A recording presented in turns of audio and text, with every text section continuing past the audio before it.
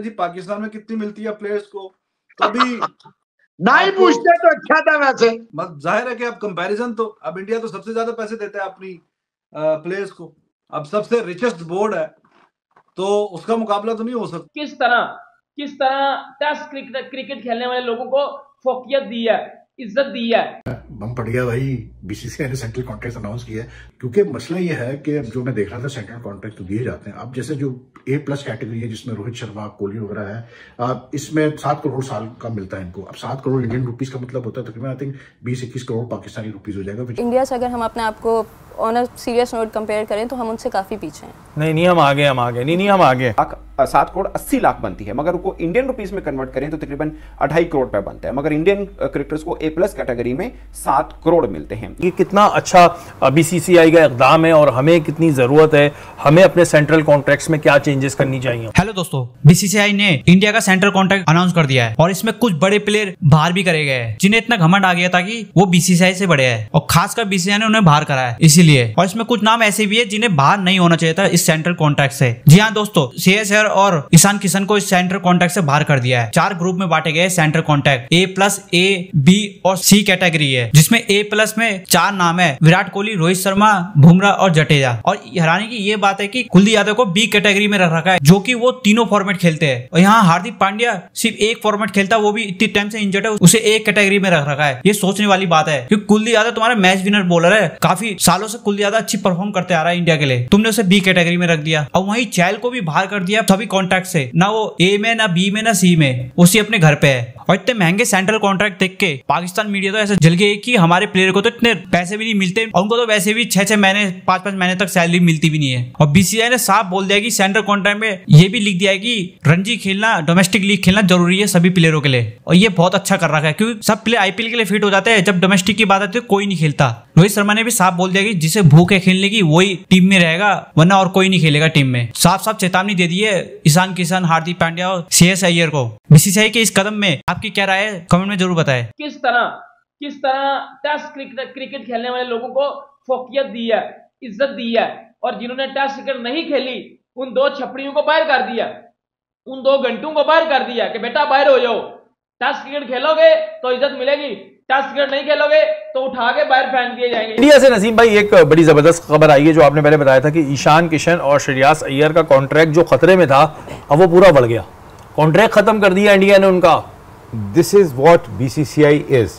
मैंने कहा ना कि वो अपने बच्चों की तरह डील करते हैं, उनके तमाम मसाइल का ख्याल करते हैं, लेकिन अगर बच्चे खुद को स्टार समझ हो जाए तो फिर उन्हें कंट्रोल करना भी आता है। और ये लर्न करना चाहिए आई थिंक मोहसिन नकवी साहब को भी इंडियन क्रिकेट बोर्ड से, कि सिर्फ एक रणजी ट्रॉफी का मैच नहीं खेल रहा था, वो सब खेल रहे थे। और उन्होंने जो जवाब दिया था, अगर हमारे यहाँ पे वो जवाब दिया जाता तो काबिल कबूल हो जाता। उन्होंने कहा कि मैं IPL की चूंकि तैयारी कर रहा हूँ, इस राउंड मैच का कोई इतना ज़्यादा फ़ायदा दिखाई नहीं दे रहा है और मेरे कंधे में भी थोड़ी सी तकलीफ है। उन्होंने कहा अच्छा आप कंधा संभालें आप अपना। सेंट्रल कॉन्ट्रैक्ट से दोनों को बाहर कर दिया। ये पैगाम कहीं ना कहीं हमें देने पड़ेंगे जिस और वो इन्होंने श्रेयस अय्यर और ईशान किशन ने कंधों के चक्कर में अब सर पकड़ा हुआ है, उनके कंधों में दर्द था, अब सर में हो गया होगा। सेंट्रल कॉन्ट्रैक्ट जो है खत्म हो गया। इवन सेंट्रल कॉन्ट्रैक्ट आपने उनका पढ़ा है कुछ, इसके बारे में है आपको कि ये कितना अच्छा बीसीसीआई का इक़दाम है और हमें कितनी ज़रूरत है, हमें अपने सेंट्रल कॉन्ट्रैक्ट्स में क्या चेंजेस करनी चाहिए। बिल्कुल, मैं आज एक आर्टिकल पढ़ रही थी, लेकिन इंडिया का जब मैं कॉन्ट्रैक्ट पढ़ रही थी तो उसमें एक बहुत अच्छी बात ये थी कि उनके जो यंगस्टर्स आते हैं उनके पास एक सर्टेन क्वांटिटी है कि अगर वो 3 ODI खेलेंगे, 3 टेस्ट खेलेंगे तो वो ऑटोमेटिकली एक कॉन्ट्रैक्ट में आ जाएंगे। लेकिन हमारे पास मैंने ये देखा है कि हमारे प्लेयर जो टीम में होते हैं वो कॉन्ट्रैक्ट में नहीं होते, जो कॉन्ट्रैक्ट में होते हैं वो टीम में नहीं होते। तो ये कैलकुलेशन थोड़ी समझ नहीं आती। कूले में 30 बॉलों के बाद दर्द हो जाता है, ये एक नई। यहाँ ईशान रास्ते से टेस्ट सीरीज में माजरत कर लेता है क्योंकि उसे पता होता है कि 1-1.5 महीने के बाद IPL आ रही है, मैं तैयारी पूरी कर लूं।